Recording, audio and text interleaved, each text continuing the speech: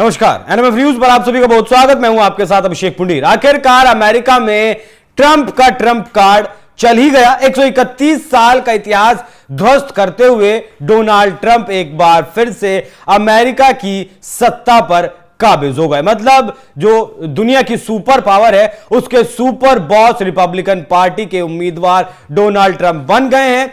कमला Harris, जिनके बारे में तमाम पोलस्टर ये कह रहे थे कि कमला हैरिस इस बार अमेरिका की कमान संभाल सकती हैं, 236 साल के अमेरिकी इतिहास में वो पहली महिला राष्ट्रपति बन सकती हैं। हालांकि इससे पहले हिलेरी क्लिंटन ने भी कोशिश की थी। हिलेरी क्लिंटन भी जनता के बीच काफी पिछले चुनाव में लोकप्रिय रही थी इससे पहले, लेकिन हिलेरी क्लिंटन जीत दर्ज नहीं कर पाई थी। उसके बारे में कहा जाता है कि किसी भी महिला को एक सबसे ऊंचे पद पर, राष्ट्रपति के पद पर अमेरिका के लोग देखना नहीं चाहते और शायद यही चीज जो है वो कमला हैरिस के फेवर में नहीं गई, उनके अगेंस्ट में गई है। हालांकि राष्ट्रपति कुछ न्यूज चैनल्स की तरफ से, अमेरिकी फोक्स न्यूज की तरफ से डोनाल्ड ट्रंप की जीत का ऐलान कर दिया गया है। उसके बाद जीतने के बाद, इस जीत के ऐलान के बाद डोनाल्ड ट्रंप जनता के सामने आए, उन्होंने संबोधन किया और अपने उपराष्ट्रपति का भी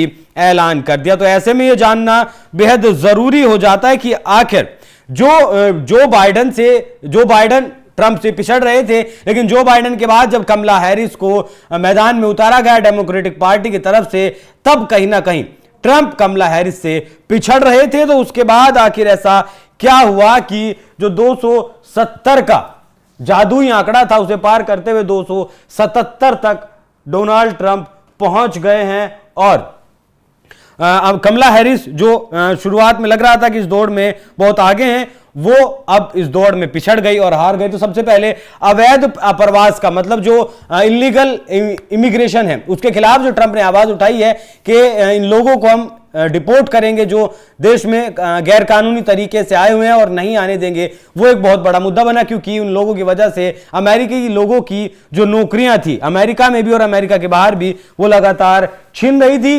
बाइडन के खिलाफ जो लहर थी देश में, वो कहीं ना कहीं ट्रंप के फेवर में गई, क्योंकि जो बाइडन जब राष्ट्रपति बने उसके एक साल बाद ही यूक्रेन और रूस का जो युद्ध है वो शुरू हो गया और बाइडन उसे कहीं ना कहीं रोकने में नाकामयाब रहे। साथ ही अमेरिका का पैसा, अमेरिका का हथियार भी उसमें लगातार जाया हुआ। और यही ट्रंप का कहना था कि हम इस युद्ध में क्यों फंसे हैं, हमारी जनता के टैक्स का पैसा आखिर यूक्रेन युद्ध में क्यों जा रहा है। और तीसरा बड़ा कारण यह रहा कि एलन मस्क, जो दुनिया के सबसे अमीर आदमी है, वो तन मन धन से कहीं ना कहीं पूरी तरीके से उन्होंने खुद को झोंक दिया था ट्रंप के साथ। और चौथे नंबर पर आता है ट्रंप का जो प्रभावशाली प्रचार रहा। ट्रंप ने खुद कहा था कि इस तरीके का प्रचार उन्होंने इससे पहले नहीं किया। और साथ ही जो 4 बड़े केस चल रहे हैं डोनाल्ड ट्रंप के खिलाफ, जो आपराधिक मामलों का सामना कर रहे हैं, उनमें भी फैसला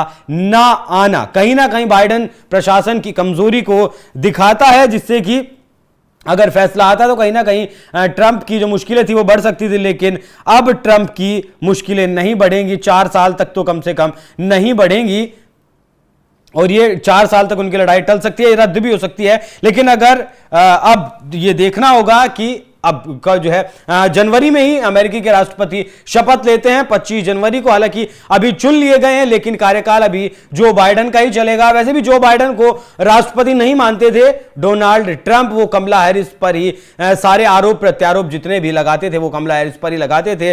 लेकिन फिलहाल फोक्स न्यूज, अमेरिकी फोक्स न्यूज की तरफ से यह ऐलान कर दिया गया है कि ट्रंप जीत गए हैं और ट्रंप ने इस जीत के बाद जनता का संबोधन भी किया, अमेरिकी वासियों को धन्यवाद भी दिया है। अब भारत के परिप्रेक्ष्य में अगर बात करें तो ट्रंप मोदी और ट्रंप की जो जोड़ी है उसके बारे में उसकी मिसाल भी दी जाती है और दुनिया उसके बारे में बात भी करती है। और जिस तरीके से दिवाली के अवसर पर ट्रंप ने हिंदुओं का मुद्दा उठाया और कहा कि इस तरीके का जो अल्पसंख्यकों पर अत्याचार है वो नहीं होना चाहिए, मुखर होकर दुनिया में यूएन ने इस बारे में आवाज नहीं उठाई, लेकिन ट्रंप ने आवाज उठाई, तो वो दिखाता है कि हिंदुओं के प्रति वो किस तरह का रवैया रखते हैं, भारत के प्रति किस तरह का रवैया डोनाल्ड ट्रंप रखते हैं। और आने वाले वक्त में अगर जब शपथ लेंगे ट्रंप साहब, तो उसके बाद इजराइल और ईरान के बीच जो कॉन्फ्लिक्ट चल रहा है उसमें भी कहीं ना कहीं इजराइल का पलड़ा अब भारी नजर आएगा, क्योंकि ट्रंप अक्सर कहते आए हैं कि इजराइल हमला ईरान के ऊपर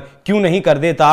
वहीं कमला हैरिस कहीं ना कहीं कड़े शब्दों में आलोचना करती हुई इजराइल की नजर आई थी। तो बहुत सारे फैक्टर ट्रंप की जीत के ये रहे और इन फैक्टर्स की वजह से ही 131 साल बाद यह इतिहास रचा गया अमेरिका में कि कोई पूर्व राष्ट्रपति दोबारा चुनकर 131 साल बाद आया है। वहीं कमला हैरिस अगर ये चुनाव जीतती तो 236 साल के अमेरिकी डेमोक्रेसी के इतिहास में वो पहली महिला राष्ट्रपति बन सकती थी, लेकिन उनका यह सपना अधूरा रह गया। डेमोक्रेटिक पार्टी इस बार सत्ता से दूर रहेगी, रिपब्लिकन पार्टी सत्ता में है। डोनाल्ड ट्रंप राष्ट्रपति होंगे, उपराष्ट्रपति का भी उन्होंने ऐलान कर दिया है और सीनेटर का जो चुनाव हुआ उसमें भी कहीं ना कहीं रिपब्लिकन पार्टी ने बढ़त बना ली।